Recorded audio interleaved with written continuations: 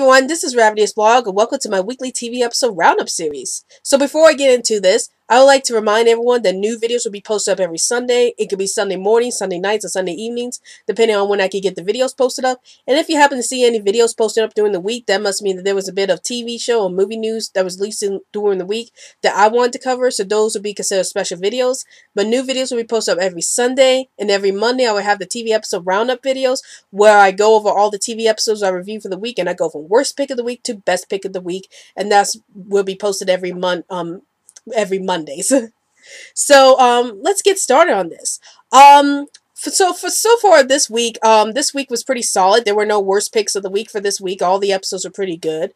But of course, one of the shows is not on this list, and that's Ghosted. And the reason why that show is not on this list of TV episodes I reviewed for the week was because last night I was watching It's the Great Pumpkin, Charlie Brown, and I had to come to a decision. Either I pick a show that I just started watching, or I pick a show that only comes on once a year and has been my childhood favorite ever since. So of course I pick It's the Great Pumpkin, Charlie Brown, and that's why Ghosted is not on this list of episodes I reviewed for the week. But have you guys seen It's the Great Pumpkin, Charlie Brown last night, and what are your thoughts about it? Please let me know in the comments below. So now let's get with this video. What's my worst pick of the week, or more like what's my least rated of this week? And again, there's no worst picks for this week. All the episodes are pretty solid. But what was my number 4? So number 4 was Kevin Probably Saves the World, How to Be Good. So what happens in this episode is that Kevin ends up helping the dining lady named Lucille. And it turns out that Lucille is a pretty cranky woman. And the reason for that is that she claims, she tells Kevin that her sister stole their father's clock, which was a memorable item from her father that Lucille really wanted. And it turns out that when Kevin went to go and get the clock from Lucille's sister, it turns out that Lucille had tricked Kevin into stealing the clock from her sister. And Kevin's like, "Oh no, I can't believe I stole this clock. I thought this was a part of Lucille's memoirs or something like that. Like I thought this was hers."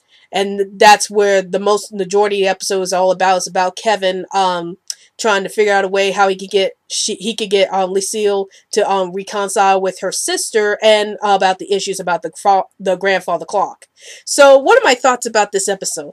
I thought this episode was really cute and hilarious. Like I like how Kevin's is trying so hard to get Lucille to get along with her sister, and then it's kind of amusing to me that Lucille is always so cranky towards everybody, and yet Kevin's friend, the guy who works at the diner, is like the only person who Lucille is actually nice to. So that was really interesting, and I like to see more future episodes involving Lucille, because I like to know how she's going to play out in this whole plot involving with Kevin trying to save all these lives, or try to help out people any way he can. So I am interested in Lucille's character, and it was kind of amusing to see how what lengths Kevin would go to try to help out Lucille, even if he didn't know that he stole the clock.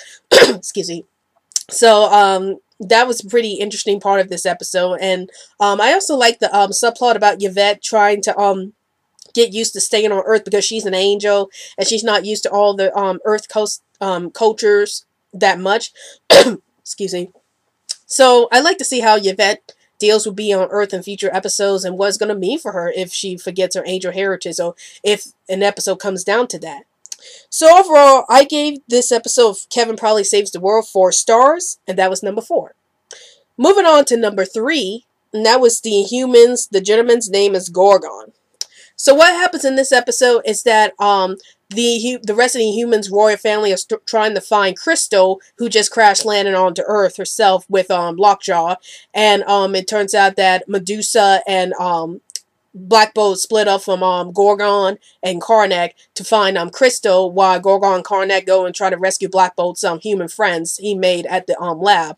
And that's pretty much the gist of this episode, is that we see that Gorgon and Karnak are trying to rescue Black Bolt's human friends, and Black Bolt and Medusa try to find Crystal on the island. So, what are my thoughts about this episode? Again, this episode was a pretty big improvement from the last few episodes. I will admit, last week's episode was way better than this episode, but this episode was still pretty good. And I like the fact that we start to see some of the relationship between the human characters. Like we start to see some humorous moments between Karnak and Gorgon, and I really enjoy those moments.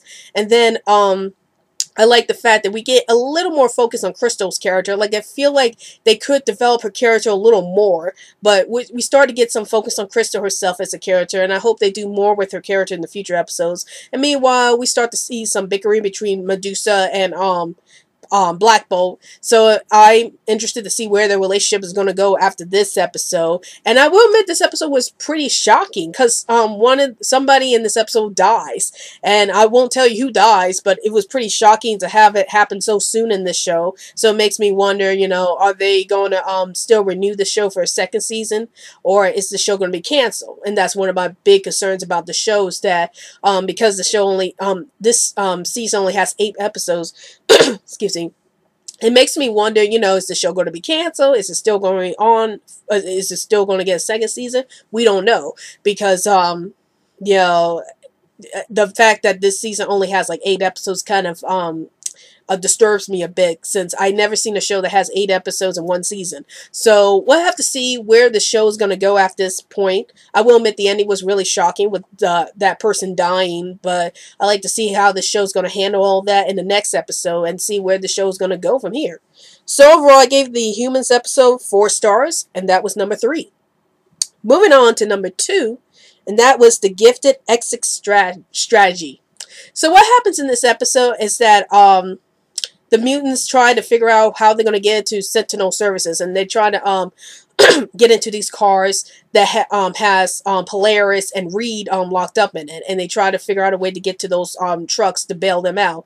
Meanwhile, Marcos goes to a mafia to get their help so he can get more information about where Polaris and Reed is at. So we get some insight about his backstory, about how he used to work for the mafia before he came to the Mutant Resistance.